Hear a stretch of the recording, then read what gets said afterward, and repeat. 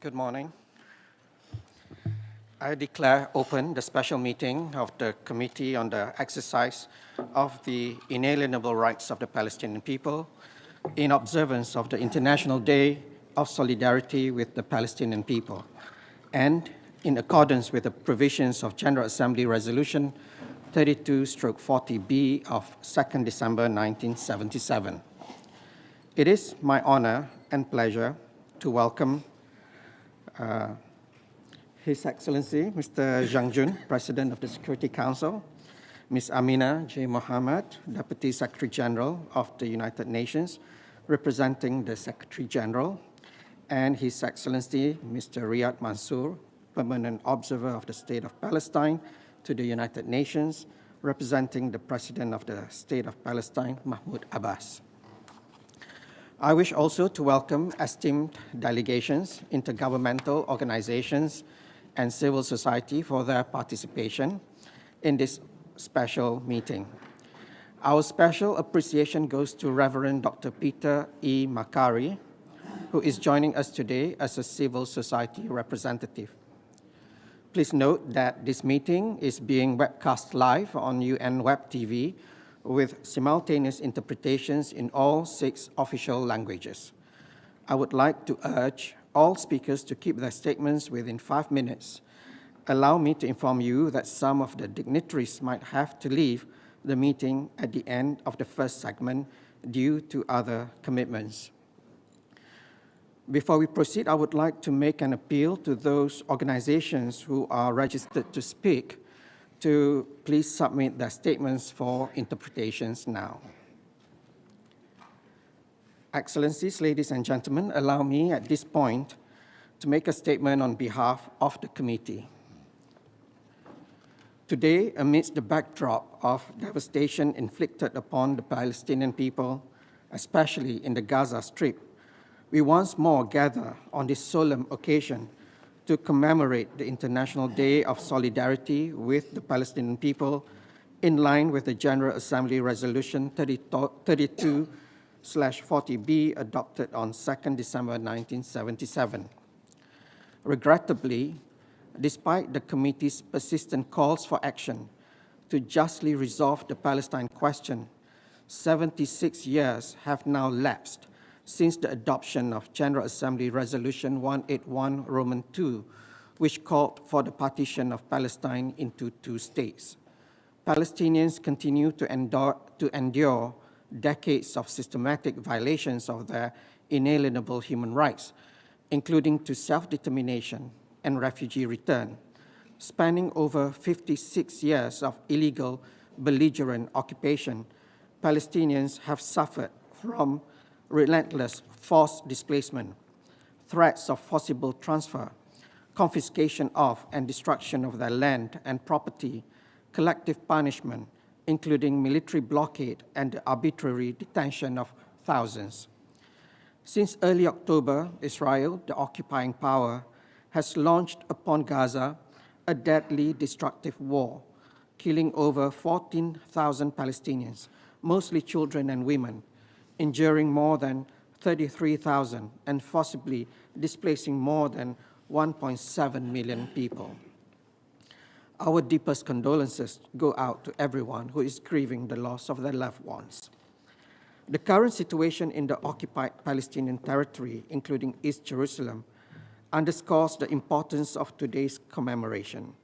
We must renew our resolve to assist the Palestinian people to attain their inalienable rights, including to live in dignity and freedom in the independent state of Palestine, with East Jerusalem as its capital, side by side with the state of Israel, based on the pre-1967 borders in accordance with the relevant United Nations resolutions. Ladies and gentlemen, earlier this year we commemorated the 75th anniversary of the Nakba, the catastrophic displacement of hundreds of thousands of Palestinians from their homes and lands, and to where they are still unable to return. It was a sober reminder of Palestinian people's struggle to maintain their dignity and memory despite all odds. Israel continues to inflict the Nakba in the occupied Palestinian territory, by forcing Palestinians from their homes and lands, by expanding illegal settlements, and transferring its own population to the occupied territory in glaring contravention of international humanitarian law. Today, in relation to the war in Gaza, this ongoing Nakba is openly discussed by officials from Israel and visible on our screens in all its shocking details. Israel's war in Gaza and the humanitarian catastrophe it has caused are of paramount concern. Their implications extend beyond the region and require the immediate and collective action of the international community. There must be a full and sustained ceasefire, an end to any attempt to forcibly transfer Palestinian civilians from Gaza, and unimpeded and urgent humanitarian assistance to meet the massive needs of the population. The siege of Gaza, including over 16 years of Israeli blockade, must end. Israel must cease its settlement and wall expansion, displacement, and dispossession of Palestinian civilians through seizure of their properties and demolitions of their homes in the West Bank, including East Jerusalem. Israel's violations of international law must stop. We need a firm commitment to accountability across all spheres and an end to Israel's impunity. We cannot and must not remain passive witnesses to these ongoing crimes.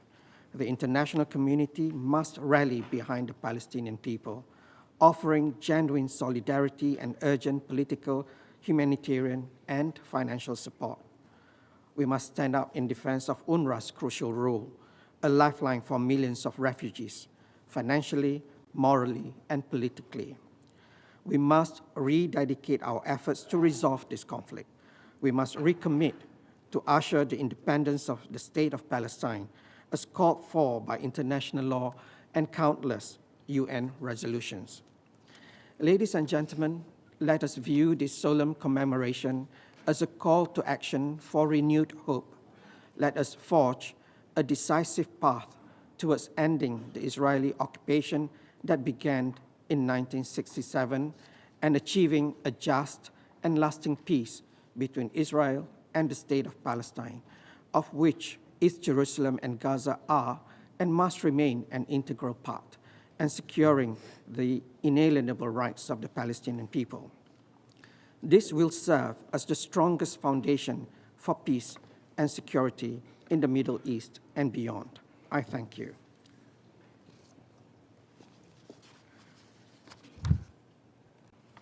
It is also my honor and pleasure to welcome Mr. Dennis Francis, President of the General Assembly. I now have the honor of giving the floor to the President of the General Assembly, His Excellency, Mr. Dennis Francis. His Excellency Ahmad Faisal Mohammed, Vice Chair of the Committee on the Exercise of the Inalienable Rights of the Palestinian People, Her Excellency Amina Mohammed, Deputy Secretary General, His Excellency Zhang Jun, President of the Security Council, His Excellency Riyad Mansour, Permanent Observer of the State of Palestine, Excellencies, ladies and gentlemen, esteemed guests. Today we convoke here in New York and in Geneva, Nairobi, as well in other places around the world, to observe the International Day of Solidarity with the Palestinian people, an annual commemoration that reflects our steadfast commitment to unify around the cause of Palestine. This year, we mark this occasion against the unfortunate backdrop of a somber horizon, tinged by the extant constraints for peace and recognizing the profound challenges faced by the people of the State of Palestine. challenges that have persisted for too long, despite decades of successive UN resolutions and countless diplomatic efforts aimed at achieving a just and lasting solution. Indeed, 75 years ago, the situation in the Middle East marked the first significant crisis for the newly established United Nations. The situation not only remains unresolved, but it is deteriorating before our very eyes at an alarming rate, with innocent civilians, especially women, children, and the elderly, bearing the brunt of drawn-out violence, deprivation, and uncertainty. Therefore, today, we are here to stand in firm solidarity with the Palestinian people, commemorating this day, albeit with heavy hearts, for the lives lost, both in the past 7 weeks and over the past 7 decades. Our deepest condolences go to the families who have lost relatives in this grievous conflict. Excellencies, the Palestinian people, particularly those in the Gaza Strip and all affected areas, live in extremely complex humanitarian conditions that demand both our attention and an immediate action. Let us be crystal clear. The Palestinian people, as all human beings, are entitled to their fundamental and inalienable right to live in dignity, with all liberties, freedom of movement, freedom from fear and from any want, and with unfettered access to basic services. It is therefore imperative that we restore and sustain their hope, especially among the younger generations that have never experienced what peace looks or feels like. By doing so, we will have fulfilled our duty of care in reaffirming the fundamental principle that all human beings are born free and equal in dignity and rights. Thus, upholding these basic tenets is key to fostering a just, sustainable, and peaceful future for all Palestinian people. But for us to ensure that every Palestinian sees these inalienable rights as realized and respected, first and foremost, we need permanent peace in the Middle East. Second, we need to re-engage in dialogue in good faith, building trust, while adhering to the relevant UN resolutions and international instruments. We know much too well that insecurity and violence thrive in an atmosphere of tragedy and despair, that violence begets violence. Dear colleagues and friends, as we reiterate the General Assembly's undiminished call for peace. We too must advocate for open channels of communication, accompanied by robust support from the international community, leading to the two-state solution as the only viable option for lasting peace in the Middle East. With this, I welcome the ongoing diplomatic efforts to de-escalate tensions, and I support all efforts to mobilize UN capacities to implement this truce and maximize its positive impact on the humanitarian situation in Gaza. These days of respite from hostilities must be optimized to alleviate the dire needs of Palestinians, allowing them to mourn their dead, to have unhindered access to food and water, as well as other urgently needed services.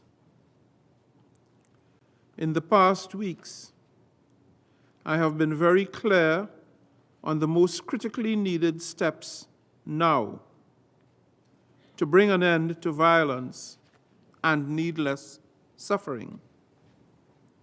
Ultimately, our role is to devise and to encourage and press for implementation of long-term solutions.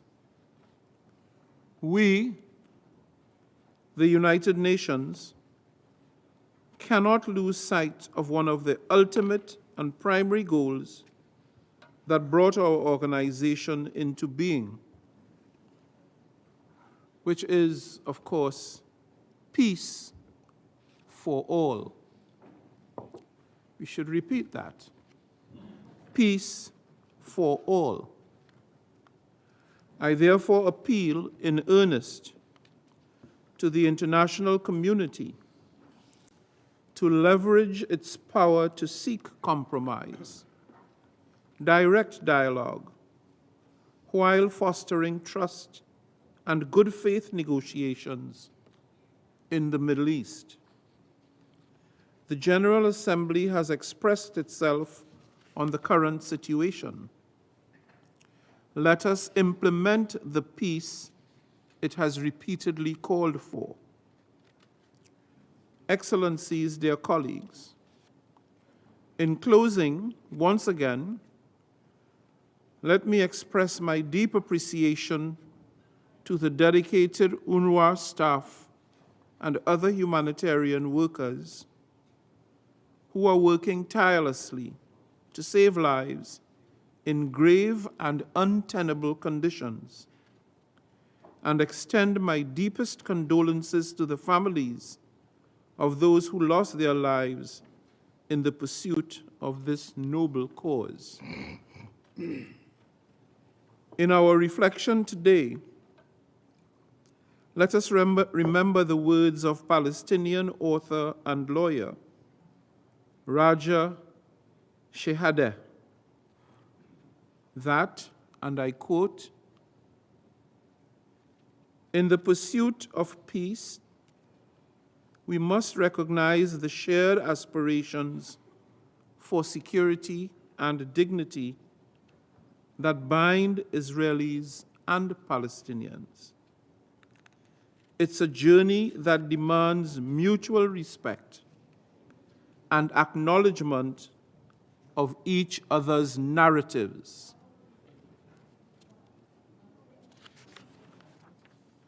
Together, let us strive for a future where the aspirations of the Palestinian people are realized within the framework of justice, equality, and the respect of their inalienable rights as human beings, no different from others. I express my gratitude to you all. Let us stand united in these difficult times. I thank you. I thank His Excellency Mr. Dennis Francis for his important statement. Our committee is thankful for your stewardship of the Assembly in addressing the situation in the occupied Palestinian territory, including through the 27 October resolution during the 10th Emergency Special Session. I now have the honor of giving the floor to His Excellency Mr. Zhang Jun, Permanent Representative of China, in his capacity as the President of the Security Council. You have the floor, sir. Mr. Chairperson, Excellencies, dear colleagues, this year marks the 30th anniversary of the commencement of the Oslo process, which reminds us that a just, lasting, and comprehensive solution in accordance with international law and the relevant UN resolutions to the Palestinian-Israeli conflict can only be achieved by peaceful means.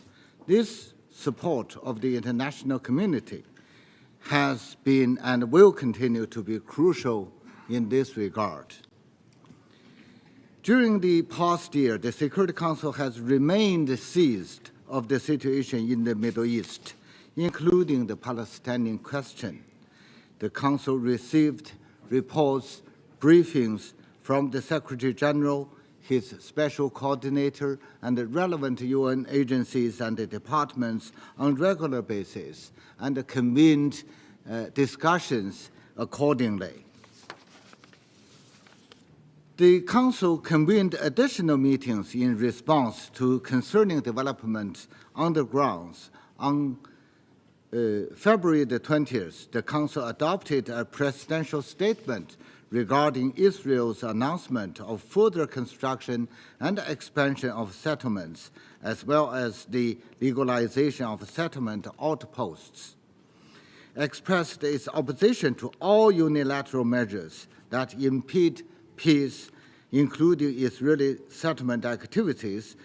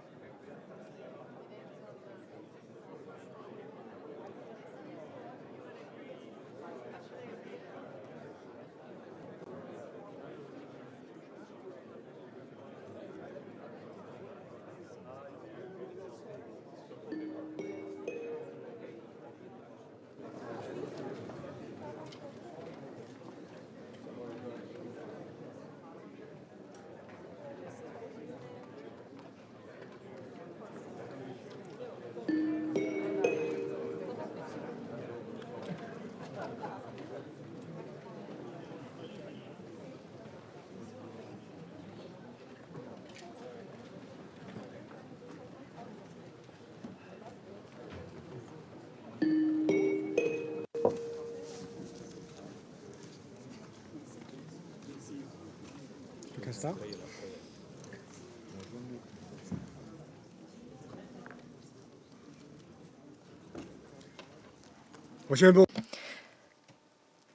The 9,489th meeting of the Security Council is called to order. The provisional agenda for this meeting is the situation in the Middle East, including the Palestinian question. The agenda is adopted. I would like to warmly welcome the Secretary General, distinguished ministers, and other high-level representatives present in the Security Council chamber. Your presence today underscores the importance of the subject matter under discussion. In accordance with Rule 37 of the Council's Provisional Rules of Procedure, I invite the representatives of Egypt, Indonesia, Israel, Jordan, Malaysia, Qatar, Saudi Arabia, Slovenia, and Turkey to participate in this meeting. It is so decided.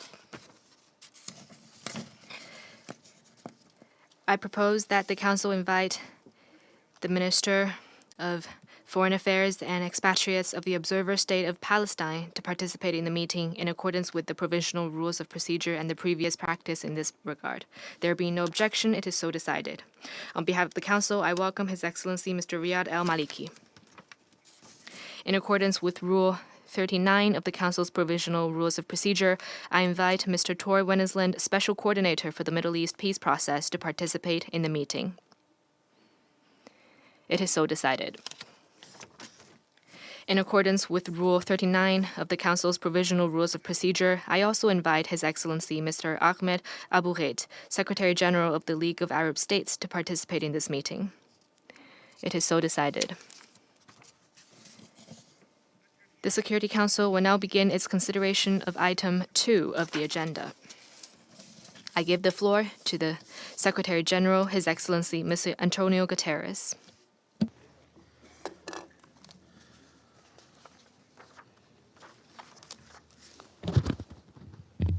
Mr. President, Excellencies, I welcome this opportunity to brief the Security Council on implementation of Resolution 2712.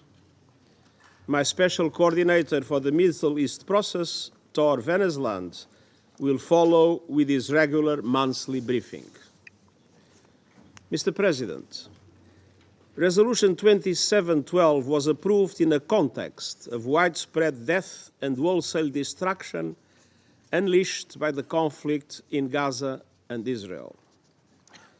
According to Israeli authorities, more than 1,200 people were killed, including 33 children, and thousands were injured in the abhorrent acts of terror by Hamas on 7 October. Some 250 people were also abducted, including 34 children, and there are also numerous accounts of sexual violence during attacks that must be vigorously investigated and prosecuted. Gender-based violence must be condemned anytime, anywhere. Mr. President, according to the de facto authorities, more than 14,000 people have been killed since the start of the Israeli military operations in Gaza. Tens of thousands of Palestinians have also been injured, with many more missing. In Gaza, more than two-thirds of those killed are reported to be children and women.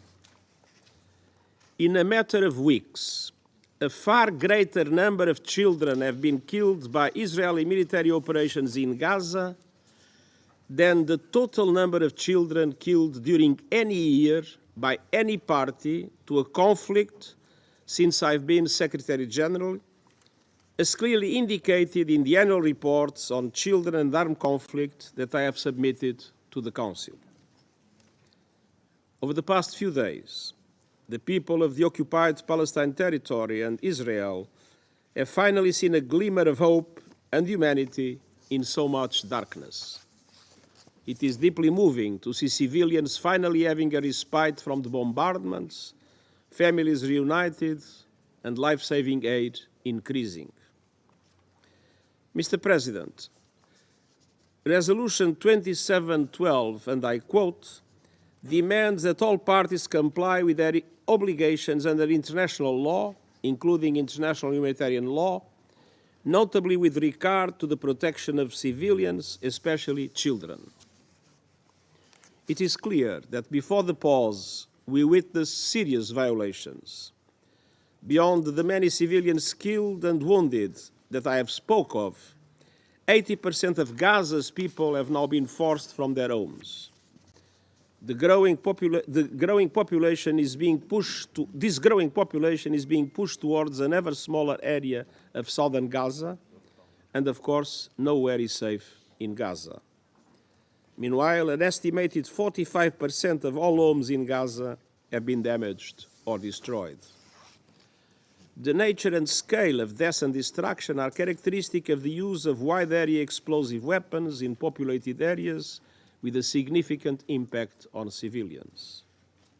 At the same time, rocket attacks on population centers in Israel by Hamas and other groups have continued, along with allegations of the use of human shields.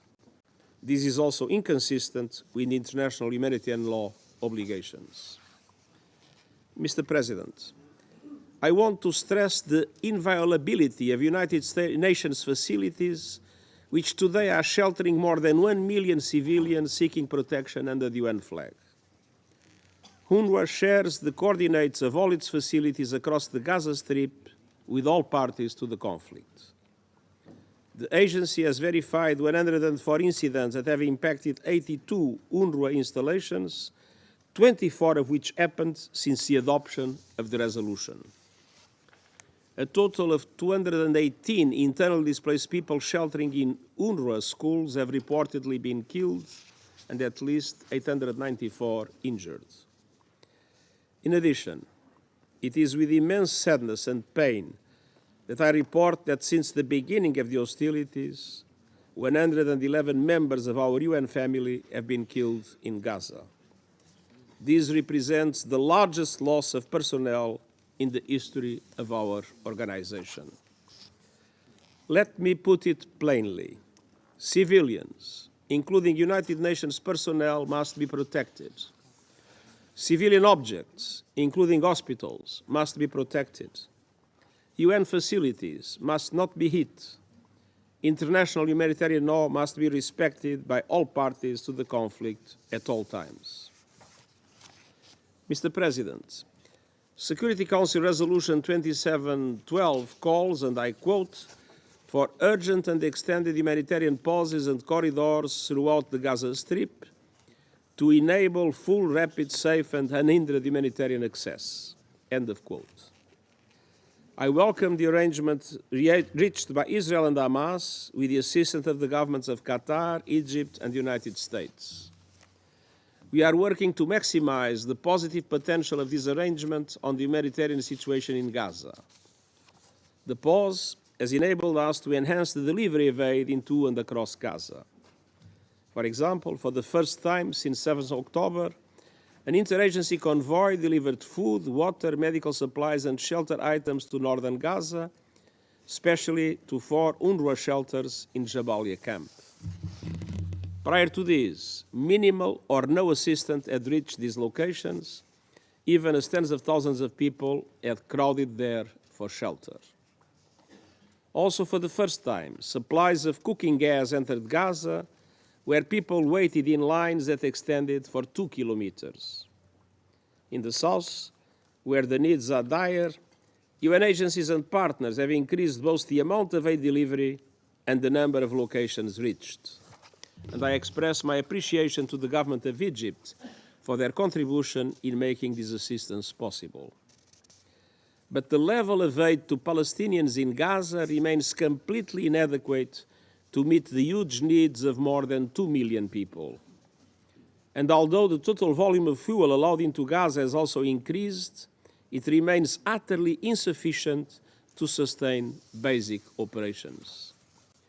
Civilians in Gaza need a continuous flow of life-saving humanitarian aid and fuel into and across the area.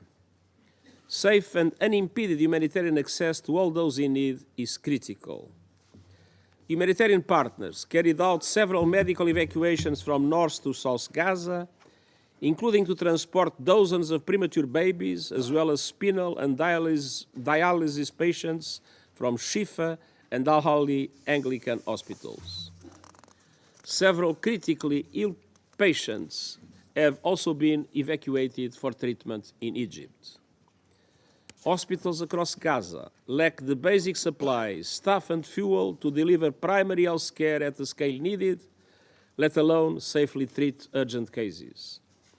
The medical system has broken down under the heavy caseload, acute shortages, and the impact of hostilities. Mr. President, Security Council Resolution 2712 calls for, and I quote, the immediate and unconditional release of all hostages held by Hamas and other groups. The arrangements announced on 22 November has so far led to the release over 5 days of 60 hostages, 29 women, 31 children, held by Hamas and other groups since 7 October. Outside the arrangement, during the same period, another 21 hostages were released. This is a welcome start, but as I have been saying from day one, all hostages must be released immediately and unconditionally. Until then, they must be treated humanely, and the International Committee of the Red Cross must be allowed to visit them. The arrangement also saw the release of 180 Palestinian prisoners and detainees from Israeli jails, mostly women and children. Mr. President, Security Council Resolution 2712, and I quote, calls on all parties to refrain from depriving the civilian population in the Gaza Strip of basic services and humanitarian assistance indispensable to their survival, consistent with international humanitarian law. Much more is required to begin to address human needs in Gaza. Water and electricity services must be fully restored. Food systems have collapsed and hunger is spreading, particularly in the north. Sanitary conditions in shelters are appalling, with few toilets and sewage flooding posing a serious threat to public health. Children, pregnant women, older people, and those with weakened immune systems are at greater risk. Gaza needs an immediate and sustained increase in humanitarian aid, including food, water, fuel, blankets, medicines, and healthcare supplies. It is important to recognize that the Rafah border crossing does not have enough capacity, especially taking into account the slow pace of security procedures. That is why we have been urging the opening of other crossings, including Kerem Shalom, and the streamlining of inspection mechanisms to allow for the necessary increase of life-saving aid. But humanitarian aid alone will not be sufficient. We also need the private sector to bring in critical basic commodities to replenish completely depleted shops in Gaza. Mr. President, finally, Security Council Resolution 2712, and I quote, underscores the importance of coordination, humanitarian notification, and deconfliction mechanisms to protect all medical and humanitarian staff, vehicles including ambulances, humanitarian sites, and critical infrastructure, including UN facilities. A humanitarian notification system is now in place and is being constantly reviewed and enhanced, including through plans for additional civil-military experts to support coordination.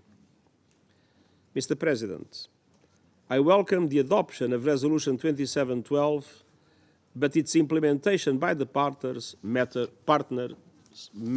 most. In accordance with the resolution, I will revert to the President of the Security Council with a set of options on effectively monitoring the implementation of the resolution. I have already established a working group composed of the Department of Political and Peacebuilding Affairs, the Department of Peace Operations, the Office for the Coordination of Humanitarian Affairs, and the Office of Legal Affairs to urgently prepare proposals in this regard. So far, it is clear that implementation has been only partial at best, and it was woefully insufficient. Ultimately, we know that the measure of success will not be the number of trucks dispatched or the tons of supplies delivered, as important as these are. Success will be measured in lives that are saved, suffering that is ended, and hope and dignity that is restored. The people of Gaza are in the midst of an epic humanitarian catastrophe before the eyes of the world. We must not look away. Intense negotiations are taking place to prolong the truce, which we strongly welcome, but we believe we need a true humanitarian ceasefire. And we must ensure the people of the region finally have a horizon of hope by moving in a determined and irreversible way towards establishing a two-state solution on the basis of United Nations resolutions and international law, with Israel and Palestine living side by side in peace and security. Failure will condemn the Palestinians, Israelis, the region and the world to a never-ending cycle of death and destruction, and I thank you. 感谢秘书长的发言。 I thank the Secretary General for his briefing. I now give the floor to Mr. Tor Wennesland. Mr. President, Excellencies, members of the Security Council. Following the Secretary General's statement, I will focus my briefing on dynamics in the occupied West Bank, the region, and where we go from here in the context of the unfolding conflict between Israel and Palestinian militants in Gaza. Before doing so, I wish to join the Secretary Generals in acknowledging the efforts of Qatar, Egypt, and US in facilitating an agreement that has secured the release of 60 Israeli hostages from Gaza so far, resulted in a 6-day pause in fighting, which allowed the UN to scale up humanitarian aid, as well as led to the release of 180 Palestinian prisoners and detainees from Israeli custody. Such respite from weeks of horror is long overdue. Mr. President, while the world's attention has been rightly focused on the devastating violence and outbreaks of hostilities since 7 October, we are also witnessing a heightened tension, intensive violence, and widespread movement restrictions across the occupied West Bank. The period has been marked by some of the most intensive Israeli operations in the West Bank since the Second Intifada, involving the use of improvised explosive devices by armed Palestinians and drone strikes by Israeli security forces. Tulkarem and Jenin has seen the largest scale Israeli operations, including inside the refugee camps. Settler violence has also continued at high levels, driving mounting tension and increased violence, as well as Palestinian displacements. In all, 154 Palestinians, including 37 children, have been killed this reporting period in the West Bank, nearly all of them in the context of Israeli operations, many involving armed exchanges with Palestinians. 2 Palestinians have been killed by Israeli settlers. 3 Israelis, including 2 security forces, were killed by Palestinian attacks. Mr. President, amid the surging violent and extensive Israeli movement restriction, the Palestinian Authority's long-standing fiscal crisis have worsened significantly as economic activity in the West Bank has grown to a halt and the economy of Gaza collapsed.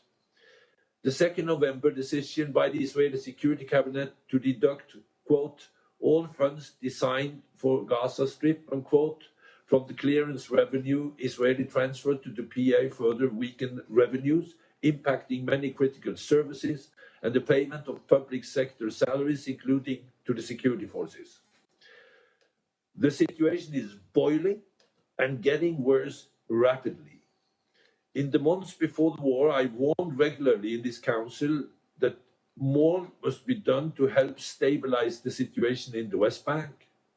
That is more the case now than ever before. Mr. President, a few words on the regional dynamics and my continued concern about the risk for further escalation.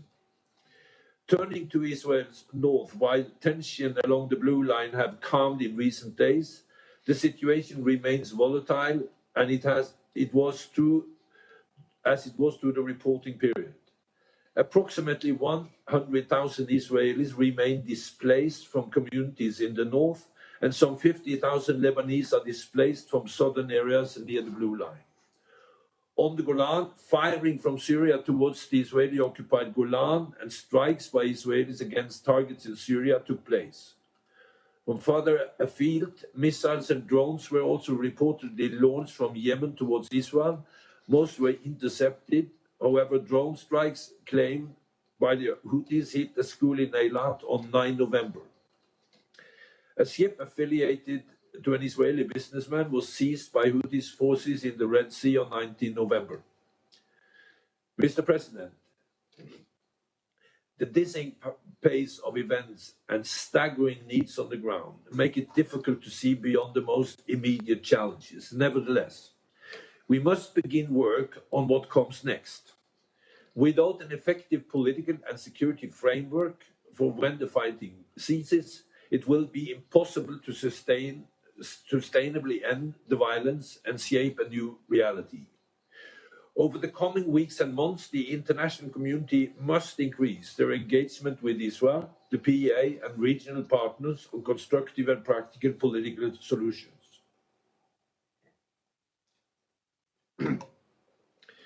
While much is unknown about how this war will end, some absolutes are clear.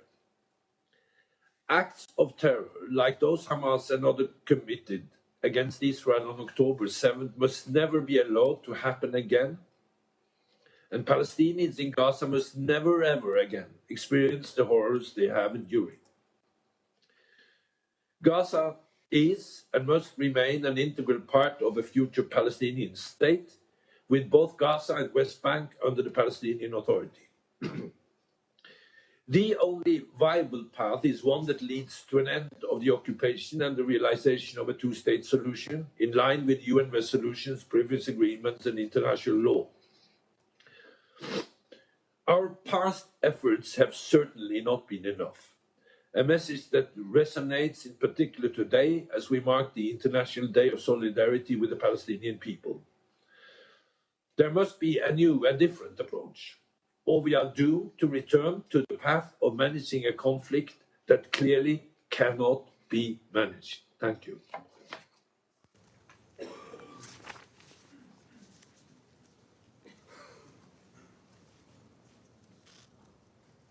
Finish? Okay.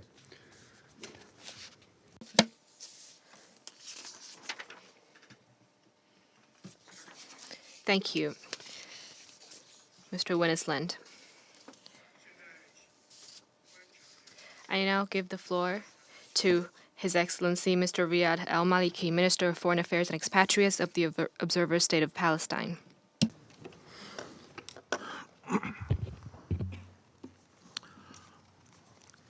Mr. President, I thank you for your decision to hold this meeting at ministerial level and for sharing it. I thank all the ministers who decided to attend, and notably the Arab and OIC ministers who have been touring the world to advocate for an end of the Israeli aggression. I also wish to thank the Secretary General for his briefing and his efforts, and the United Nations for their vital role on the ground. Mr. President, Khalid, a grandfather, held his 3-year-old granddaughter, Reem, smiling at her, kissing her, saying comforting words to her, opening her eyes repeatedly, calling her the soul of my soul, just before laying her and her 5-year-old brother, Tariq, to rest. So many lives turned into names on plastic bags, leaving this earth way too early and in the most brutal way. And so many shattered lives and bodies are yet to be given the chance to mourn and heal to the extent possible after such tragedies and pain. Anyone still not sure they are against what is happening or that it needs to end should check their humanity. Life in Gaza must prevail over those who aim to destroy it or uproot it. We thank Qatar and Egypt for their efforts that led to a truce. But a truce must become a ceasefire. a permanent ceasefire. The massacres cannot be allowed to resume. This is not a war. This is a carnage that nothing and no one can justify. It must be brought to an end. Mr. President, we had said early on that the humanitarian catastrophe cannot be prevented. People held captive cannot be released. Regional escalation cannot be avoided without a stop to the Israeli assault against the Palestinian people in Gaza. What we see now confirms what we have said then. Thousands of lives could have been spared. The momentum we are finally witnessing now must be sustained. Families must be reunited in life, not in death. The dire needs of our people in Gaza must be addressed throughout the Gaza Strip without further delay and constraints. People must be allowed to go back to their homes and start rebuilding their lives. The siege imposed by Israel must be lifted. Mr. President, over 15,000 Palestinians have been killed by Israel. Over 10,000 of them are women and children. They have been killed by Israel. They did not lose their lives. It was taken away. No one is safe in Gaza. Not the children, not the doctors, not the humanitarian personnel, not the journalists, not the UN staff. They were killed at an unprecedented pace in modern history. Nowhere is safe in Gaza. Not the north, not the south, not UN shelters, not schools, not hospitals, not ambulances, not homes, not streets, not mosques, not churches. People were being killed everywhere. International humanitarian law was enacted to protect these people and these places. And instead of being spared, they were targeted. Israel keeps giving examples from the Second World War to justify its crimes, ignoring that it is the very horrors that occurred then that led humanity to enact the fundamental rules Israel is breaching now. How many times can the world afford to fail the test of humanity in Gaza, in Palestine?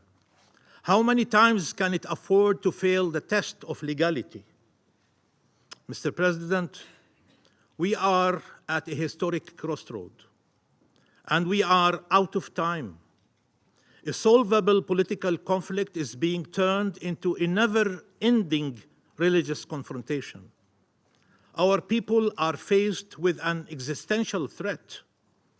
Make no mistake about it.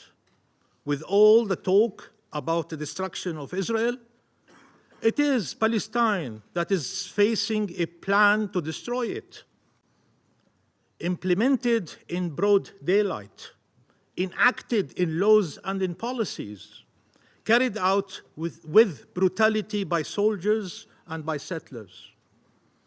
We are being erased from the map, literally. Netanyahu, from the podium of the General Assembly, announced a new Middle East where Palestine had vanished. It is no coincidence that in the map he raised at this occasion, both the West Bank, including East Jerusalem, and the Gaza Strip were considered part of Israel, alongside the Syrian Golan. We are being pushed out of history and geography. Israel calls it voluntary resettlement. They are just suggesting it for our own sake. With siege and bombs that have led to the displacement of 1.7 million Palestinians in the Gaza Strip, and with incursions and attacks by occupation forces and settlers. They have turned Gaza into hell on earth and the lives of Palestinian communities in the West Bank into a living hell. On the 75th anniversary of the Nakba, the Palestinian catastrophe, they are trying to finish the job. 75 years later, Israel should rather be convinced that no force on earth can uproot Palestinians from Palestine, nor Palestine from the hearts of Palestinians, wherever they are. The Palestinian people are here to stay. They are from this land and of this land, and their destiny is to live in freedom and dignity on this land. Isn't it time we found a way to live side by side? We don't even need to search that hard for that way.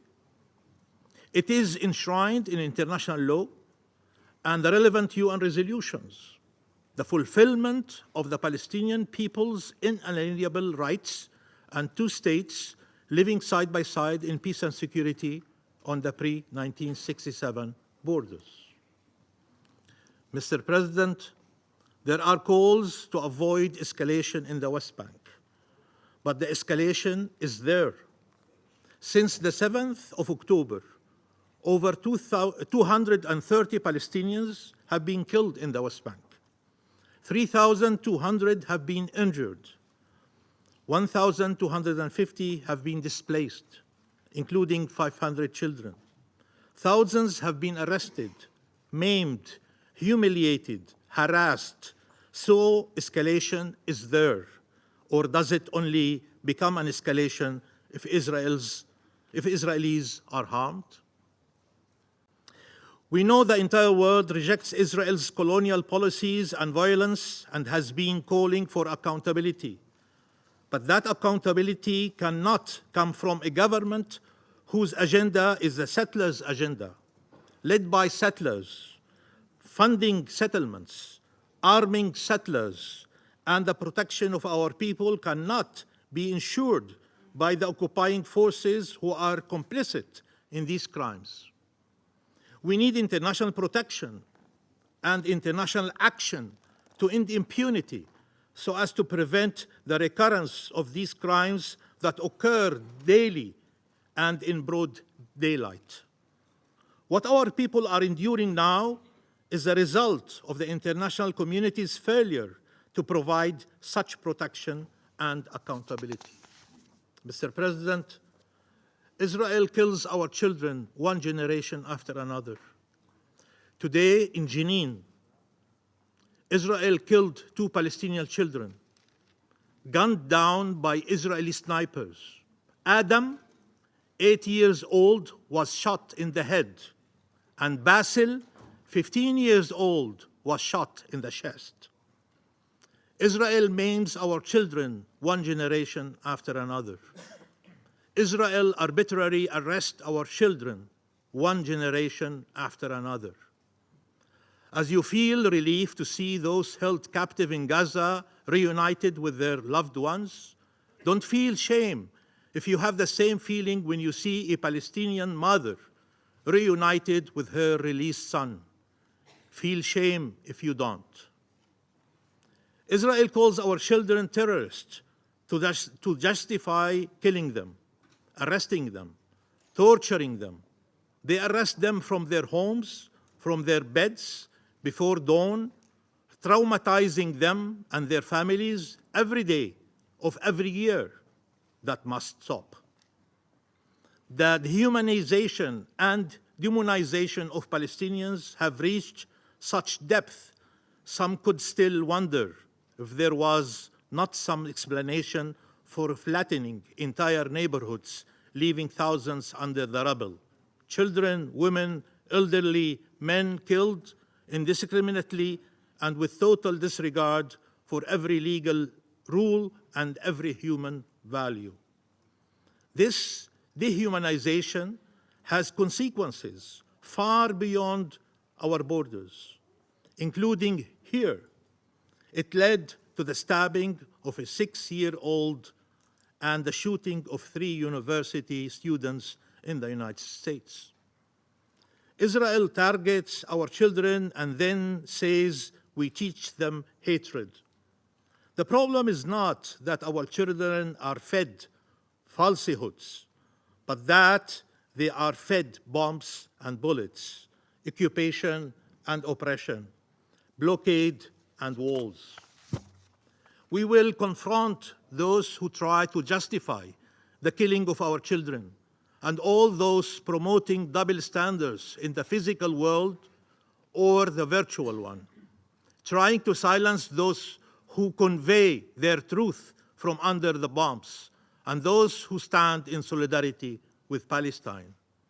Israel believes there is an international law specific to it, designed to be compatible with their crimes.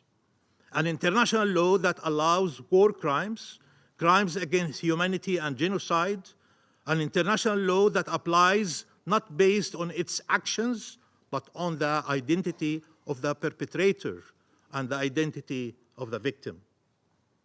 Our stance remains unchanged. Vengeance is never the answer. Justice is. Our people should not be denied justice any further.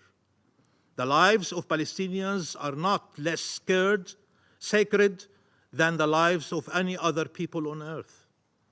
Justice will help us chart a path where no Palestinians and no Israelis are killed. Mr. President, Israel is trying to intimidate those criticizing it and defending the rule of international law across the globe, including governments that consider themselves allies of Israel, the Secretary General, and the UN agencies, human rights and humanitarian organizations. It also did not stop its undermining of the Palestinian National Authority on the political, financial, and security levels, nor its attacks against the Palestinian people as a whole. Israel is never to blame. Everything else is, starting with the Palestinians, of course. We are responsible for our own disposition, for our forcible displacement, for the occupation of our land, for the killing and maiming of our people, for the oppression and subjugation we are victims of. None of it is Israel's fault. Even as its leaders confess to their crimes, deny the very existence of our people, and pledge to spare no effort to prevent the independence of our state, they tell you that the obstacle to peace is not them. They are most than willing to make peace once we are dead or displaced, of course. Mr. President, we are a nation, and we have earned respect as a nation. The respect and solidarity of peoples around the world that is manifesting itself yet again these days, including on this International Day of Solidarity with the Palestinian people. We are human beings, and we are owed respect to our inherent dignity as human beings. No one should dare to justify the killing of Palestinian civilians. Israel has no right to self-defense against the people it occupies, and that it is obligated to protect under international law. Israel has no right to security that trumps our right to life, to freedom, and self-determination. Israel is not seeking security. If it was, it would choose peace. Israel and this Israeli government, more than any other, considers that the strategic threat it is confronted to is Palestinian statehood. Netanyahu's selling point to keep his post is that he is the best positioned to obstruct Palestinian statehood in the West Bank and the Gaza Strip. And he repeated that in the last 2 days. The man in charge of the assault against our people is one whose very political survival depends on prolonging the massacres and continuing to deny Palestinian rights. His interests do not only conflict with our inalienable rights, but with all those who seek peace and security for all. Mr. President, Gaza has a very special place in our national history. Its name today is how many people spell Palestine around the world. It cannot be erased. Our people cannot be uprooted from it. Its Palestinianness cannot be altered. There is no Palestine without Gaza. Gaza bleeds. Gaza suffers. Gaza acts. But Gaza lives. And Palestine lives. Free Palestine, that is the only path to peace. Thank you. 感谢 I thank His Excellency Mr. Al-Maliki for his statement. I now give the floor to the representative of Israel. Thank you, Mr. President. On November 29th, 1947, the UN voted to adopt the partition plan and the establishment of the Jewish state. Yet, while Israel joyfully accepted this resolution, the Arab states rejected it and instead tried to annihilate Israel. Today, exactly 76 years later, history is somewhat repeating itself. Foreign ministers of some Arab countries have arrived here today in order to support a terror organization that aims to annihilate Israel. Thankfully, the plan to eliminate Israel was unsuccessfully then, just as it will be unsuccessfully today.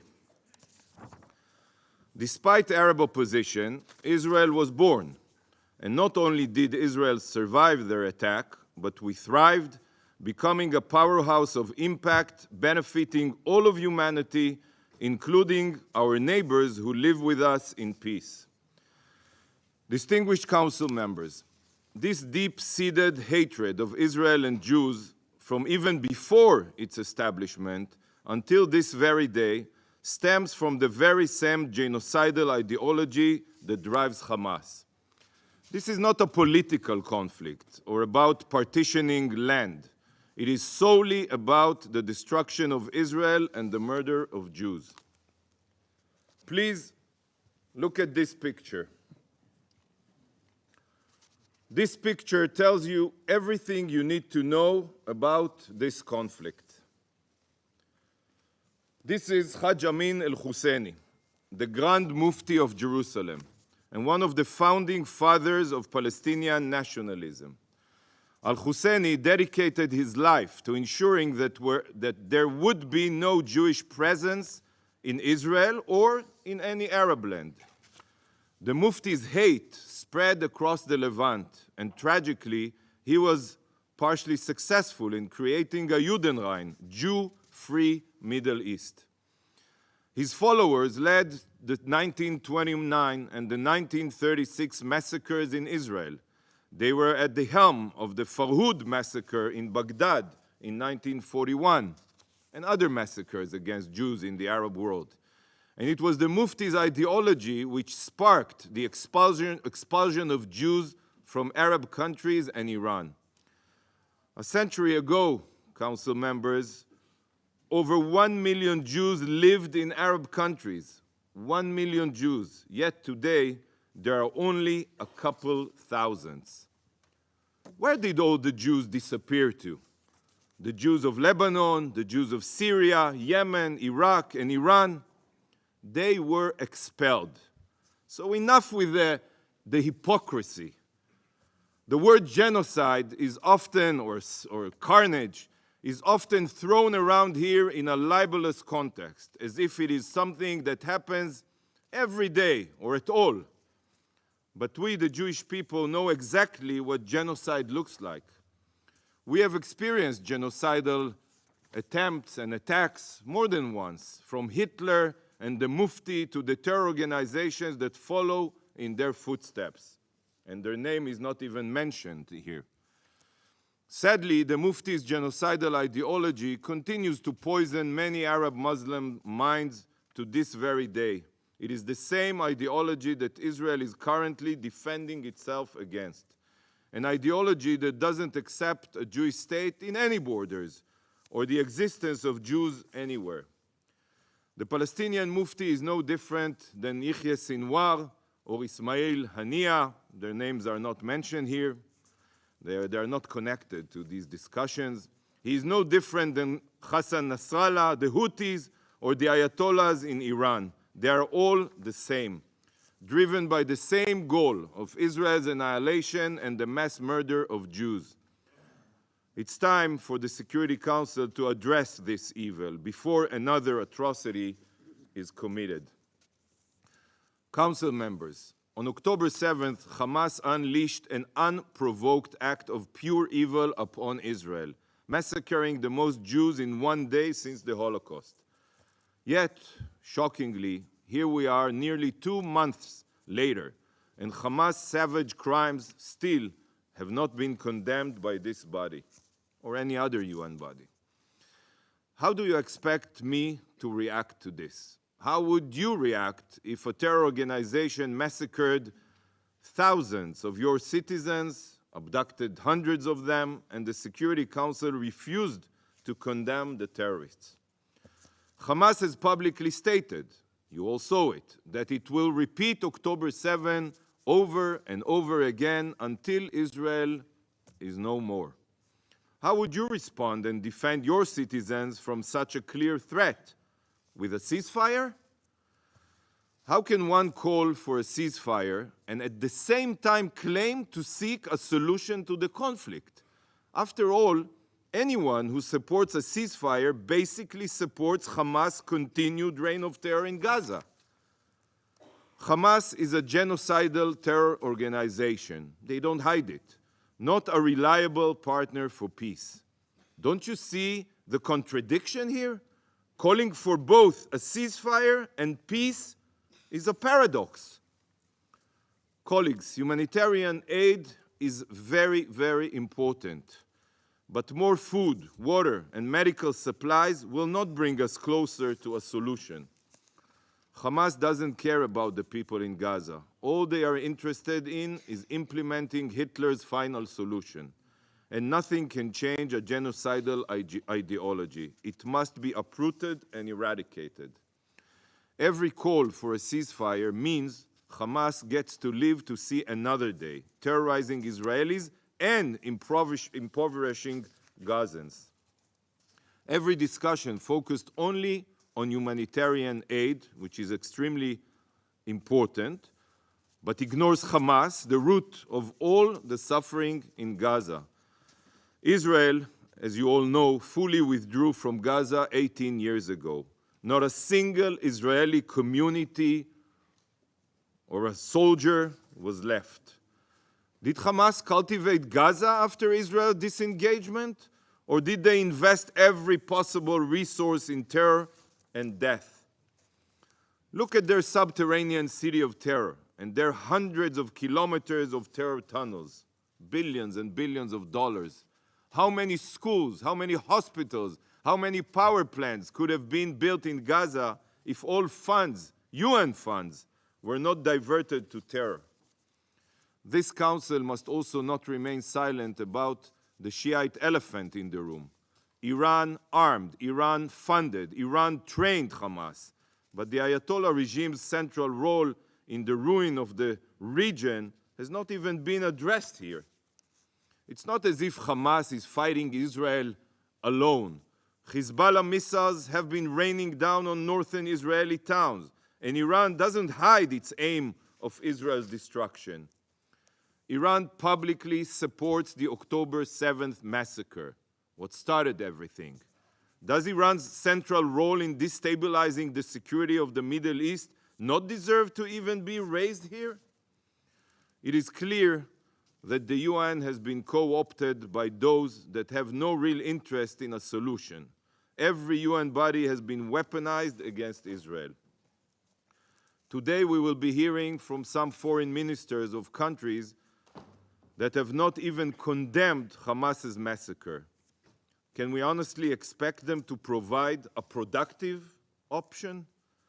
The only input that can be valued here is from parties that have condemned Hamas's massacre. This is the basic thing. This should be the bare minimum.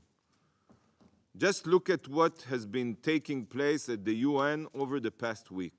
UN briefers from UNICEF did not even bother to mention Hamas's indoctrination of Gazan children to terror. UN women did not brief the Council on the savage rape and sexual violence perpetrated by Hamas against Israeli women. And this entire week has been dedicated only to Palestinian solidarity, despite the fact that all of this started only because Hamas carried out a deliberate and unprovoked massacre of Israelis. On Monday, the Council held a private meeting focusing on the humanitarian situation in Gaza only. Yesterday, the General Assembly discussed the Palestinian question, and not once in the past 8 weeks has any of the UN's bodies held Hamas accountable for their war crimes. This only proves that advancing a real solution, sadly, is not the goal. Council members, from the day of Israel's establishment, we have shown that we are a willing partner for peace. 76 years ago, we accepted Resolution 181, while the Palestinians rejected it, just as they rejected every other peace plan ever presented, be it by Clinton, Obama, or any other president. Israel was delighted to sign the peace treaties with Egypt, with Jordan, the Abraham Accords. This is because Israel strives for peace, while the Palestinians strive for war, for terror. For them, the only solution, accepted solution, is one that prevents the existence of a Jewish state. Colleagues, Israel's value of preserving life can also be seen on the ground now in Gaza. Israel is upheld and even gone beyond the quotas of humanitarian aid entering Gaza. Israel has shown deep willingness to work with any international body to improve the situation. Israel has facilitated the entry of equipment to establish field hospitals. We have opened safe humanitarian corridors and approved the entry of fuel. Hamas has separated mothers from their children during the hostage release in a clear breach of the agreed upon outline, all while threatening Gazans and preventing them from evacuating an active war zone. Hamas wants more violence. They want to raise Gazan casualties. Why? They want to exploit falsified death tolls just so this council will ignore their crimes, focused on condemning Israel, and tie our hand. This is their script. Hamas knows that the international community is their only hope for survival.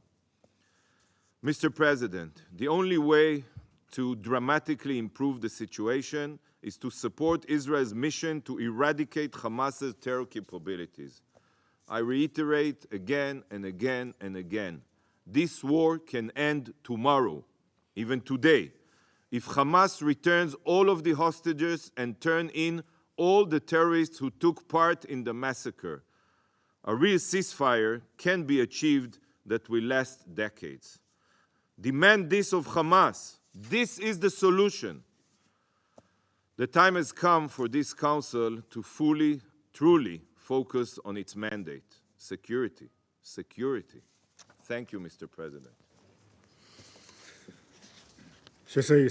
I thank the representative of Israel for their statement. I shall now make a statement in my capacity as Foreign Minister of the People's Republic of China. Mr. Secretary General, colleagues, I'd like to thank Secretary General Antonio Guterres and Special Coordinator Tor Wennesland for your briefings. Since the outbreak of the latest Palestinian-Israeli conflict, China has all along devoted its efforts to realizing peace and saving lives. President Xi Jinping has stated China's principled position on the current situation on a number of occasions. He called for an immediate ceasefire and ending the fighting, preventing the expansion of the conflict, and ensuring that the humanitarian corridors are safe and unimpeded. He stressed that the fundamental way out lies in the two-state solution and working toward a comprehensive, just, and lasting settlement of the Palestinian question at an early date. As the rotating president of the Security Council this month, China has all along taken the Palestinian-Israeli conflict as the most urgent agenda. This month, the Security Council adopted Resolution 2712, beginning initial steps toward a ceasefire. Soon after the adoption of the resolution under the mediation of such countries as Qatar and Egypt, relevant parties agreed to and realized the release of some persons held captive and several days of pause. Although all this have not come at the earliest time, they bear important significance. This also shows that dialogue and negotiation is the best way to save lives and the fundamental way to settle disagreements. Colleagues, the ongoing Palestinian-Israeli conflict has led to an enormous loss of innocent lives and an unprecedented humanitarian disaster. Its spillover effects are still emerging. War tests humanity's conscience and justice, and peace appeals to our rationality and wisdom. Standing at the crossroads of war and peace, the international community must take more active steps to save lives and restore peace. First, we should work for a comprehensive and lasting ceasefire with the greatest urgency. There is no safe area under gunfire, and letting the fighting drag on would only bring more death and damage.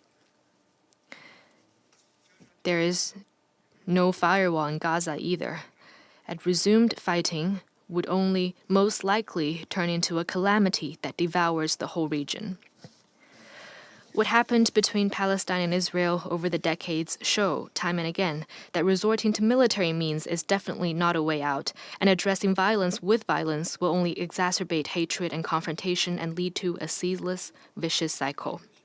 China strongly hopes that the past days of pause will not be a hiatus before a new round of offensive, but rather the beginning of further diplomatic efforts for a comprehensive and lasting ceasefire. China appeals to the international community to take a comprehensive and lasting ceasefire as an overriding priority. And we appeal to all parties to pool all efforts to achieve the common goal of ending the fighting in Gaza. Second, we should protect civilians with more practical and robust action. In armed conflict, protection of civilians is a red line in international law that cannot be crossed.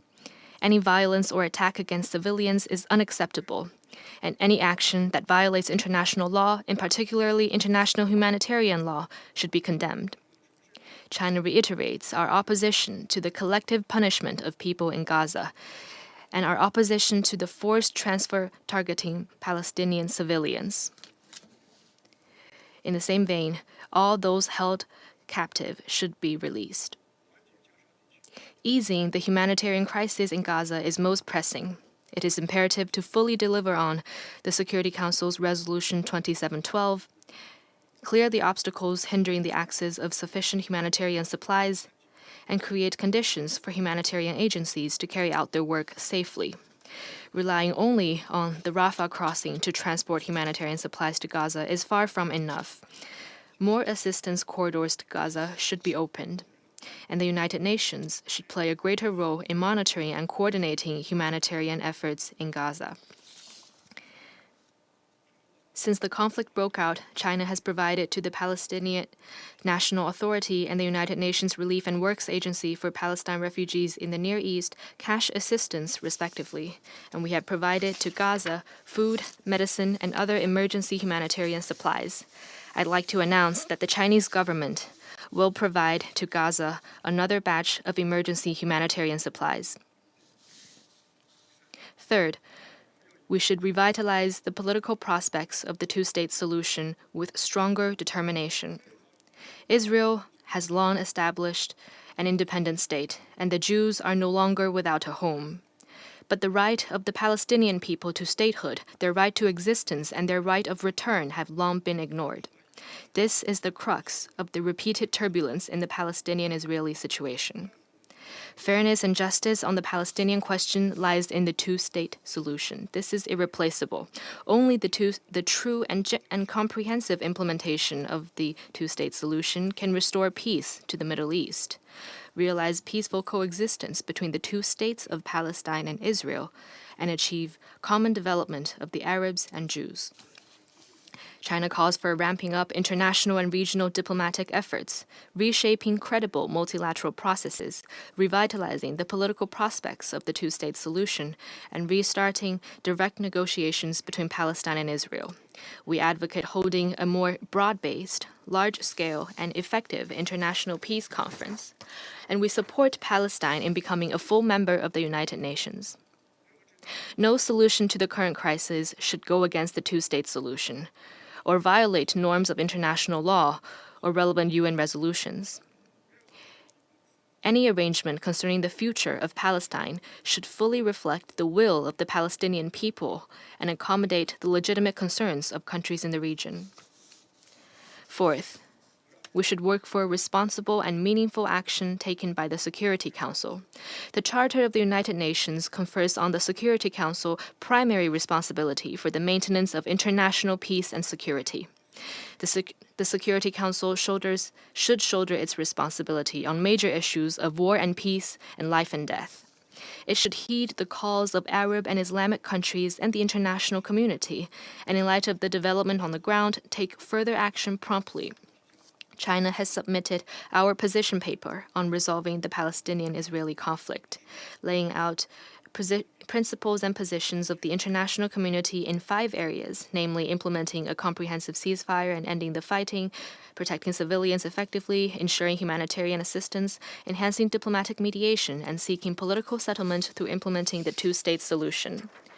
And China will continue to strengthen coordination and pool consensus with relevant parties to see that the Security Council assumes its due responsibilities of performing duties for peace and speaking up for justice.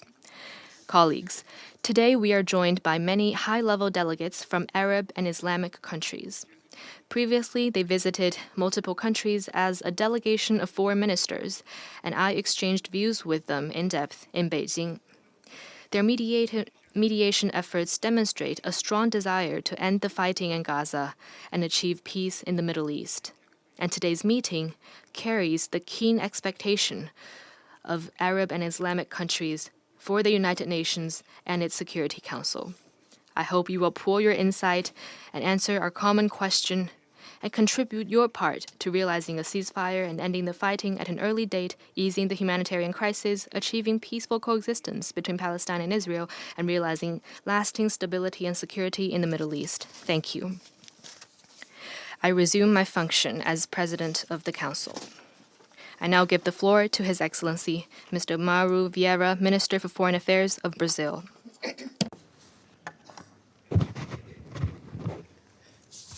Mr. President, I thank the Chinese presidency for elevating this meeting on the situation in the Middle East to a high-level event. The matter is of utmost importance and urgency to Brazil, of which is example the current official visit of President Lula to Saudi Arabia and Qatar, where he is exchanging views with the main stakeholders on the situation in the region. As we convene today on the International Day of the Solidarity with the Palestinian people, we are compelled to acknowledge that the time is not for commemoration. After hearing the Secretary General Antonio Guterres and the Special Coordinator Thor Venesland on the unprecedented horror taking place in Gaza after the terror attack of October 7th and the 48 consecutive days of unrelenting bombardments that followed it, solidarity is certainly not the first word that comes to anyone's mind. Solidarity implies unity, and in the Security Council, we too have to stand in unity and solidarity for all those in need. The situation in the Middle East, including the Palestinian question, is, however, one of the most vital matters of the Security Council. Such record is an unfortunate testament to the fact that more often than not, disagreements triumph over common interest in this body. Yet the conflict in the Middle East has not disappeared, as we have been failing to see eye to eye in the Security Council. Much to the contrary, we have continuously heard reports of actions that have been undermining the viability of a Palestinian state and the fulfillment of the General Assembly resolution 181 of 1947 on the establishment of the two states living side by side in peace and security within mutually accepted and internationally recognized borders. The worsening situation in the past years between Israel and Palestine has not compelled us to unite and take action towards the shared goal of achieving peace to the Palestinians, the Israelis, and the people in the Middle East at large. As we are now appalled by the spiral of violence and intolerable loss of innocent lives, both in Israel and Palestine, as we worry at the very concrete possibility of regional spillover, we have to hold the Security Council accountable to in its main obligation to uphold international peace and security. Mr. President, ladies and gentlemen, what's worse, we did not unite in the past, and we do not seem to be ready to unite now. The Gaza Strip is grappling with unacceptable levels of violence. More than 5,000 children have perished.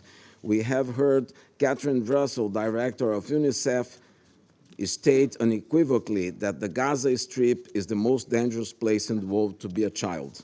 The number of civilian lives lost exceeds 14,000. The plight of women, particularly pregnant women in Gaza, is deeply disturbing.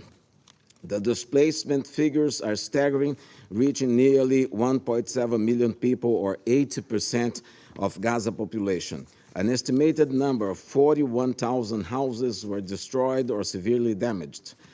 A total of 18 hospitals were shut down. The number of trucks with humanitarian assistance is utterly insufficient to attend the basic needs of the population, such as food, water, medicine, and fuel. Alleged violations of international humanitarian law and international human rights law continue as civilian infrastructure are destroyed. The alarming death toll of over 100 UN staff people is a tragic record in history. In this light, Mr. President, this Council and the international community must join forces to ensure that the end of violence, as well as to grant unhindered, sustainable, and predictable humanitarian aid to Gaza. Mr. President, ladies and gentlemen, we also stand unequivocally in solidarity with the Israeli families whose innocent members were made hostages. In this light, Brazil welcomes the release of 74 hostages in the past days. However, 167 individuals are still held in captivity. We share the pain and unbearable suffering of their families. We cannot bear the idea of children taken from their families under no circumstance and without any justification. This is why we reiterate our call for the safe and unconditional liberation of all innocent people. Brazil welcomes the recent truce deal between the parties, achieved through the mediation of Qatar and supported by Egypt and the United States. Although contingent and temporary, halting hostilities and facilitating the release of numerous captives is a sign that agreement is possible even when it seems unreachable and unattainable. While acknowledging the efforts of the mediators of this encouraging diplomatic development, Brazil also welcomes the news of the extension of the truce for another 2 days. Violence, terror, and the forceful measures only breed hatred and fuel a never-ending cycle of hostilities. We therefore urge all parties to cling to this spark of hope and encourage them to uphold this vital agreement. Mr. President, the truce is a first step towards a de-escalation of violence. It should encourage us to overcome difference and cooperate ambitiously. While recognizing the relevance of the Security Council Resolution 2712 of 2023 and its call for humanitarian pauses and corridors in Gaza, Brazil is of the view that the Council must do more. It must unite to adopt a more decisive and comprehensive course of action that can consolidate gains, sustainably and predictably address the dire situation on the ground, and foster a safer and more hopeful future.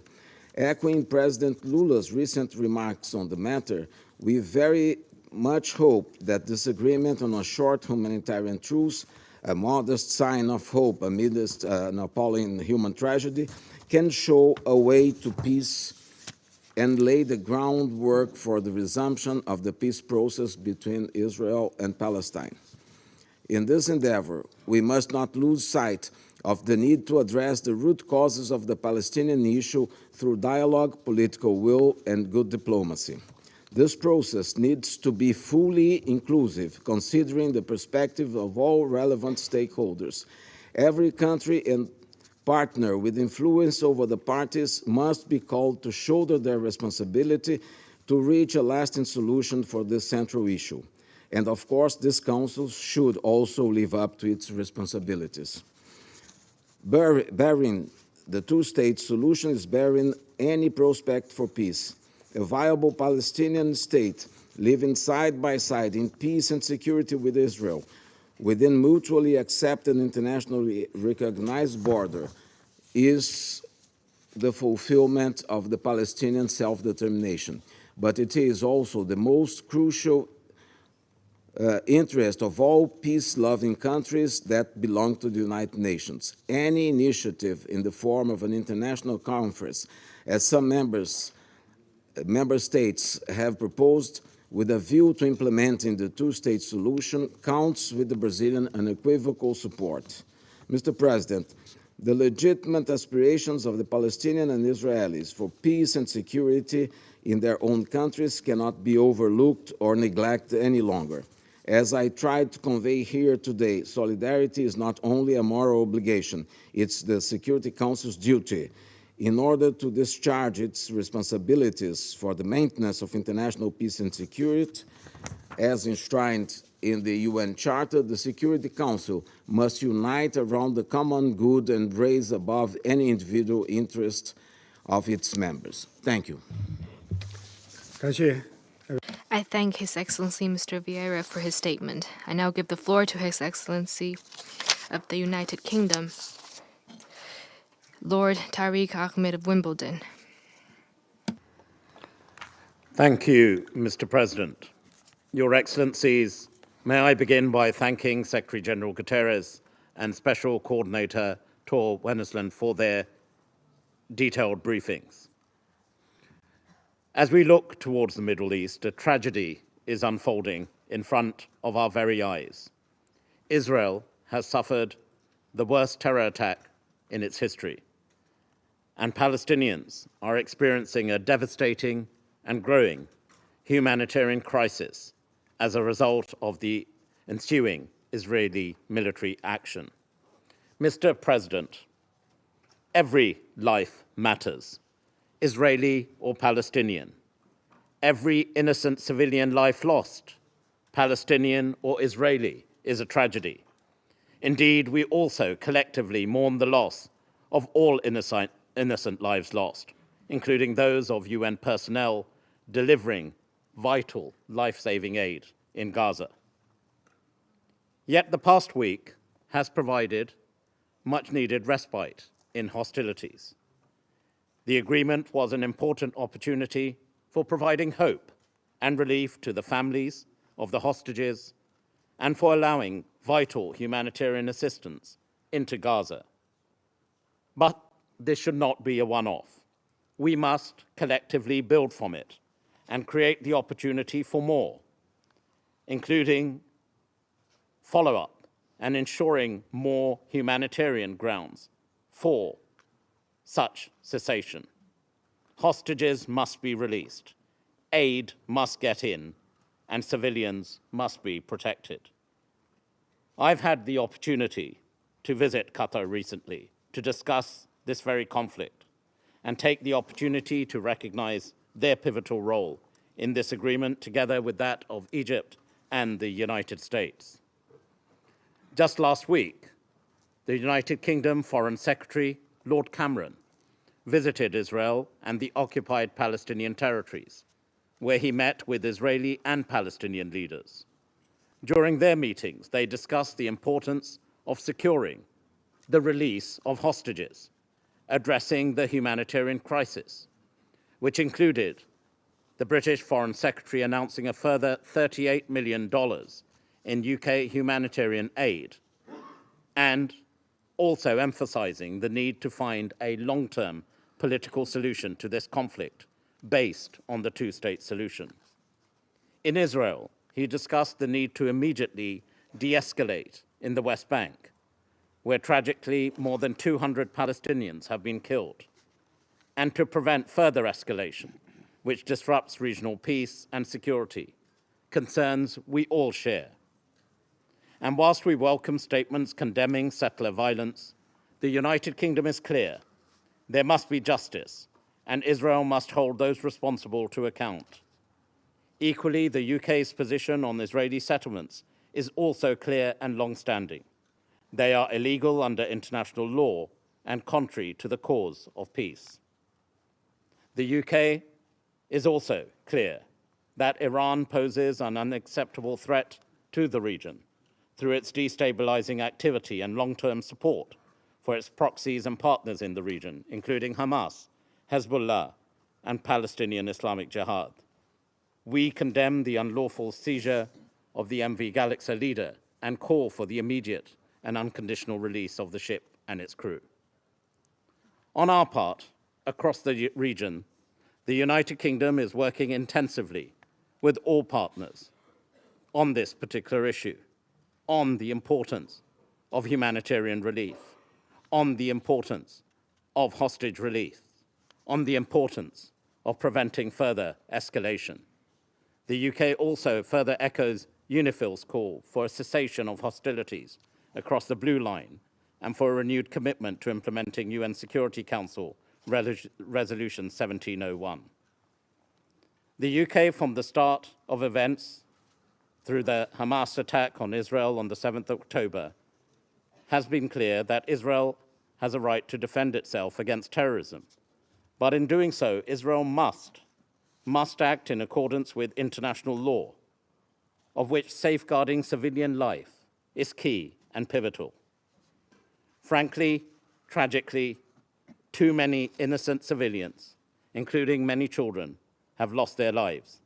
And we must work collectively to find solutions to this long-standing conflict. Ultimately, we must find that pathway to peace and ensure, yes, events like October the 7th never happen again. And therefore, equally, let us commit ourselves to ensure we deliver sustainable peace. The United Kingdom believes a negotiated settlement in line with Security Council resolutions leading to a safe and secure Israel, living alongside a viable and sovereign Palestinian state, a vision, but to which we must now all work together to turn that vision into a reality of ensuring security, a reality of ensuring justice, a reality of ensuring peace for Israelis and Palestinians alike. This must be our shared long-term deliverable objective. Peace may seem difficult, but, Mr. President, peace is achievable. Peace is attainable, and we must work together to deliver that noble goal. Thank you, Mr. President. I thank His Excellency Lord Ahmed for his remarks. I now invite the representative from the United States, Ms. Linda Thomas-Greenfield. Thank you, Mr. President. And thank you, Secretary General Guterres and Special Coordinator Winsland, for your briefing. I also join in welcoming the many ministers with us here today. Colleagues, we're now on the 6th day of the humanitarian pause in Gaza, a pause that, amidst the darkness of a conflict that Hamas set into motion, has been a glimmer of hope. A pause that, quite frankly, would not have been possible without the leadership of Qatar, Egypt, and the United States. From day one, the United States' approach to this conflict has been driven by direct, personal, presidential diplomacy. Diplomacy is hard, A lot of it takes place behind the scenes. And while the work we do in this chamber is tremendously important, oftentimes progress happens outside these walls.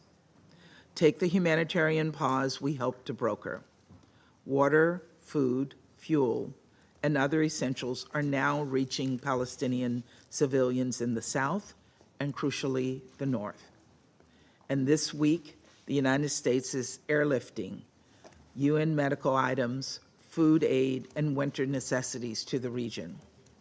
Just yesterday, we delivered over 54,000 pounds of assistance to the humanitarian logistics hub. During the first 5 days of the humanitarian pause, we saw approximately 1,000 trucks enter Gaza, and there are more regular shipments of fuel going to UNRWA. But more humanitarian assistance is needed, much more.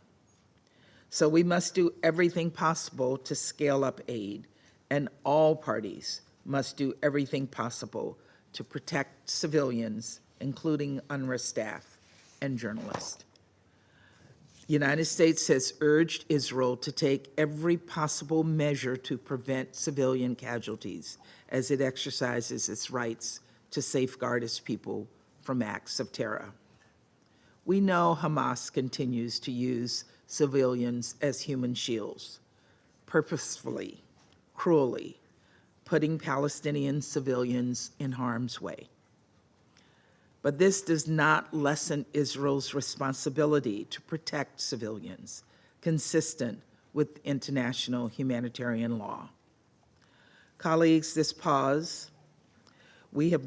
this pause, we have welcomed the release of hostages who were pried away from their families by Hamas. We've seen emotional reunions, children running to embrace their parents, families back together, finally able to breathe a sigh of relief after weeks of agony. I simply cannot imagine what these hostages and families have been through. None of us can. I think about Abigail Eden, a 4-year-old girl who was freed this week, but whose parents were killed by Hamas right in front of her eyes. And Yafa Adar, an elderly woman, bravely showing her face steelily, now free, now able to smile once again. This is Hamas. Clearly, there's no one too young or too old for its terror. These are horrors they celebrate, and these are horrors some member states still refuse to condemn. And it is unacceptable, and it's outrageous. Colleagues, even as we welcome the release of these hostages, so many others are not yet free, and their families are still living in hell, unsure when or if they will see their loved ones again. And I think of Hirsch Gober Poland and his parents with whom I met. To those families, I want to say this: we will not rest until all hostages held by Hamas and other groups are released, every single one. Toward that end, we want to see this humanitarian pause extended. Israel has been very clear that it is prepared to continue the pause in fighting for every day that Hamas releases an additional 10 hostages. The ball is now in Hamas's court. And if Hamas decides not to extend this deal, the responsibility will rest squarely on its shoulders. Colleagues, while the last week has been a source of hope, I want to raise 3 deeply troubling developments. First, we continue to be concerned by the possibility of further spillover of this conflict. In particular, the United States does not want to see conflict in Lebanon, where escalation would have grave implications for regional peace and security and for the well-being of the Lebanese people. Restoring calm along the Israel-Lebanon border is of utmost importance, and fully implementing Security Council Resolution 1701 is a key component of this effort. UNIFIL plays a vital role the blue line, and we expect all parties will ensure the safety of peacekeepers. We also call on this council to condemn in the strongest terms the recent Houthi attacks in the Red Sea and the Gulf of Aden, which pose a significant risk to the maritime security of vessels. These attacks must cease, and the MV Galaxy leader and its crew must be immediately released. Second, we are deeply troubled by the sharp rise in violence by extremist Israeli settlers against Palestinians in the West Bank.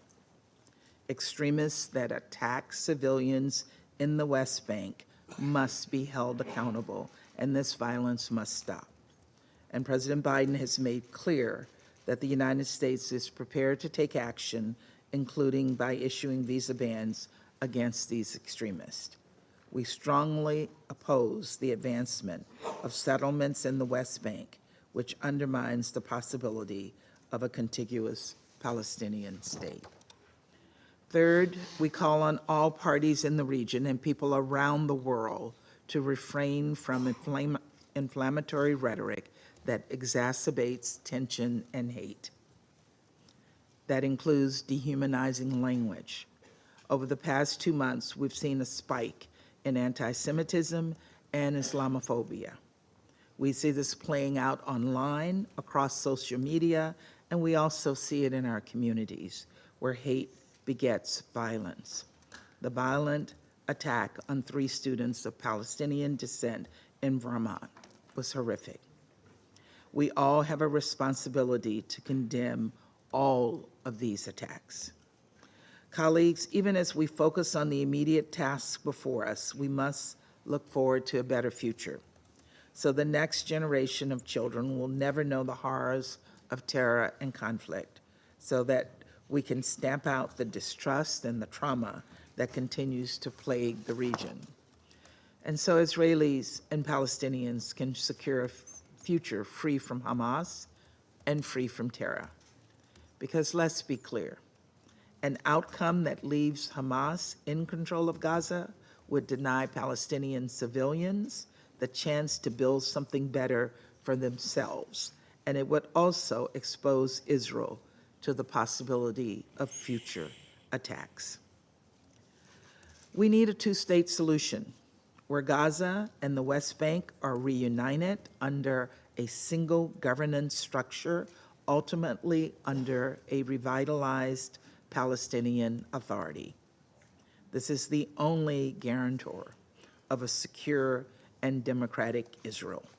This is the only guarantor of Palestinians realizing their legitimate aspirations to a state of their own. This is the only way to end this cycle of violence once and for all. Progress will not come overnight. Peace is never easily won, and diplomacy requires hard work. But that must not deter us. Let us work together. We must commit to diplomacy, and let us do everything possible at long last, deliver on the promise of peace and the hope for a brighter future. Thank you, Mr. President. 感谢。 I thank Her Excellency Ms. Thomas Greenfield for her statement. I now give the floor to His Excellency Mr. Khalifa Shaheen Al Mahar, Minister of State of the United Arab Emirates. Mr. President, I thank Secretary General Antonio Guterres and Special Envoy Tor Wensland for their critical briefings. We greatly appreciate the efforts of the UN and the sacrifices by the UN staff to provide assistance to the Gaza Strip during this difficult time. Mr. President, in an area no larger than 365 square kilometers, more than 2 million Palestinians in the Gaza Strip are enduring a brutal Israeli aggression that does not respect human values or adhere to international laws and norms. More than 15,000 targets were bombed in this confined space, killing at least 14,000 Palestinians, predominantly women and children. According to the United Nations, medical teams, journalists, and humanitarian workers have not been spared. This has profoundly shaken the global conscience in an unprecedented manner. These scenes of complete destruction in Gaza are horrific and reveal an unprecedented humanitarian catastrophe.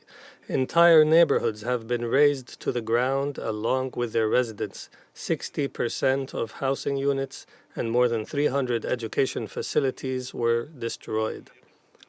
Residents stand in long lines hoping to get a piece of bread or a few drops of water as humanitarian aid is prevented from reaching Gaza. The limited assistance that does arrive is a mere drop in the ocean compared to the overwhelming needs. Even the wounded and the sick have been deprived of their right to health care, as Israel has deliberately and unacceptably targeted hospitals and health facilities, compelling their evacuation. Concurrently, there have been deliberate disruptions to fuel and medical supplies. In some, these actions have caused the health sector to entirely collapse. Children's limbs were amputated without anesthesia. Premature infants were removed from incubators, and patients in intensive care units have died, transforming health facilities into graves. Furthermore, hundreds of thousands of Palestinians were forced to relocate from northern and to southern Gaza amid extremely difficult conditions and dangerous. This occurred despite the absence of any safe havens in the Strip, and this painful scene evoked memories of the 1948 Nakba. The fact that nearly 80% of the people in Gaza are displaced since the beginning of the offensive, with more than 1 million people taking refuge in UNRWA facilities, demonstrates the magnitude of the catastrophe, especially in light of the significant lack of humanitarian aid. The UAE reaffirms in the strongest terms its condemnation of Israel's collective punishment policies against the Palestinian people, as well as the attempts to displace the Palestinians, which we categorically reject. The future and the governance of Gaza must remain in the hands of the Palestinian people. Any presumptions or plans that seek to separate the Gaza Strip from the state of Palestine are unacceptable. We also stress the need for the international community to adopt unified rules condemning violations of international humanitarian law. This includes the indiscriminate bombing of civilians, civilian objects, and UN facilities. Applying double standards across these matters causes chaos and undermines our international order that must remain based on the respect of international law and the UN Charter. Mr. President, following weeks of dangerous escalation, the UAE believes that the truce reached by the two parties last week represents a sign of hope, especially given that it included a 4-day cessation of hostilities, which was extended for 2 additional days, as well as a limited amount of aid delivery and the exchange of Palestinian prisoners and Israeli hostages.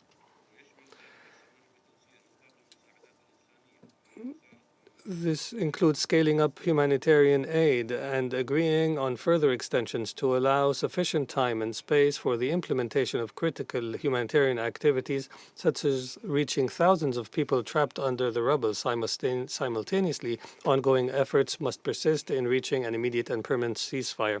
We express our appreciation to Qatar, Egypt, and the United States for their tireless efforts to reach this agreement and support its implementation. We value their diplomatic efforts in addressing one of the most difficult crises in the history of our region.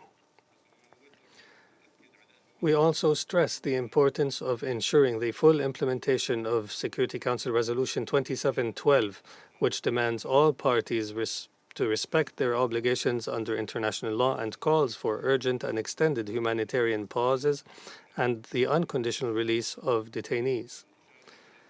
In this context, we underline the relevance of the Secretary General's briefing today and stress the importance of introducing proper monitoring to ensure the effective implementation of this resolution. It is also necessary to improve mechanisms for the safe, permanent, and unhindered access of aid into Gaza in a sustained manner and at sufficient scale. Ensuring the distribution of aid to all those in need without restriction or delay. We commend here the efforts of Egypt in facilitating aid access through the Rafah crossing and allowing the sick, injured, hostages, and other civilians to exit Gaza. For its part, the United Arab Emirates continues to implement its humanitarian efforts to alleviate the crisis in Gaza. A few days ago, we began delivering the necessary materials to establish a field hospital in the Gaza Strip under the supervision of a UAE medical team. We welcomed groups of children from Gaza to UAE hospitals. This is part of our initiative to host 1,000 children and their families to receive the necessary medical attention. In addition, we receive 1,000 cancer patients. Additionally, we have announced contributions to UNRWA and launched a public campaign to support those affected in Gaza. The campaign has raised more than 16,000 tons of relief materials so far that were delivered to the Gaza Strip. Mr. President, as the world is focused on the catastrophic situation in the Gaza Strip, we must not overlook the worrying conditions in the West Bank and East Jerusalem. These areas have been facing mounting Israeli aggression since the beginning of this year, resulting in the killing of 400 Palestinians in this year alone. Repeated incursions into Al-Aqsa Mosque by extremist groups under the protection of Israeli authorities have become more frequent. Settler violence has also reached unprecedented levels, manifesting in increasingly serious and severe forms while Israel has bombed refugee camps in Jenin and Nablus. Concurrently, Israel continues to build and expand its settlement activities, further dividing Palestinian land and violating international law and Security Council resolutions. These illegal practices must stop now. The ongoing turmoil cannot endure additional provocative measures or violence and hate speech. The security of both peoples as well as the region is at stake. Mr. President, the recent events have demonstrated the need for the international community to stop merely managing this conflict. Instead, we must work to revive hope for the possibility of a just, lasting, and comprehensive political solution to the Palestinian issue. Moving forward, we must begin thinking on ways to create a suitable environment for serious negotiations based on the agreed references to achieve the two-state solution, so that these steps may begin as soon as a ceasefire is reached. We underscore that achieving sustainable peace will not be possible without ending the Israeli occupation of all Palestinian and Arab territories and establishing an independent Palestinian state on the borders of June 4, 1967, with East Jerusalem as its capital, living side by side with Israel in security, peace, and mutual recognition.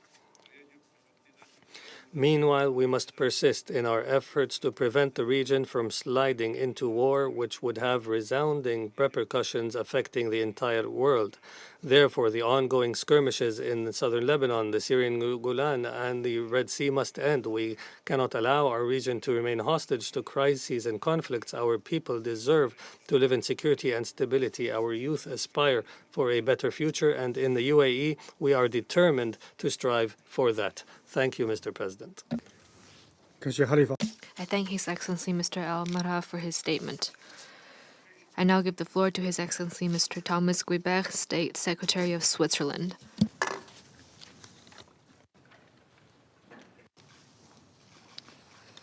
Monsieur le Président, Mr. President, Excellencies, I would like to thank you for facilitating this meeting, attended by many ministers and representatives of countries affected by the hostilities in the Middle East.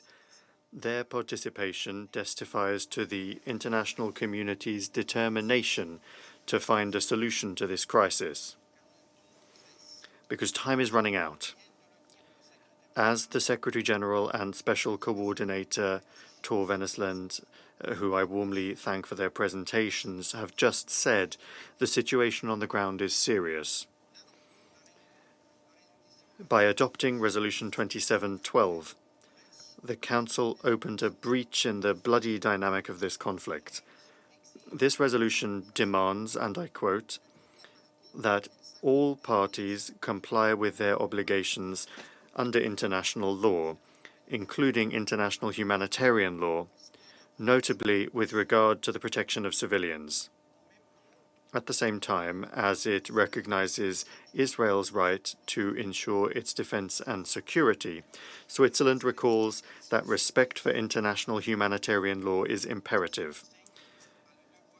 This Council has the duty to ensure that this law and human rights are respected by all parties to the conflict.